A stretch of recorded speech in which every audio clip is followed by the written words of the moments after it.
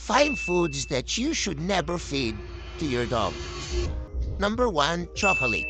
Tandaan nyo, the darker and more bitter the chocolate, the more poisonous it is. Dahil yung chocolate, it contains theobromine.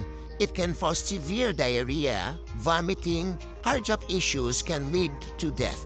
Pangalawa, corn on a cob. Kapag nalunok nilang buo yung cob, dahil ang cob can easily attach to the intestinal wall that can lead to obstruction or pagbabara sa kanilang bituka. The only way para lang matanggal yan is through surgery. Pangatlo, grapes and raisins. May reported case na nakakain ng grapes, nagkaroon ng severe vomiting, severe diarrhea, acute kidney failure. Pang-apat ay onions and garlic. Meron siyang compound called N-propyl disulfide ang pwedeng mag-cause na anemia at red blood cell damage by damaging the hemoglobin, ang responsible na magdala ng oxygen to other cells ng body.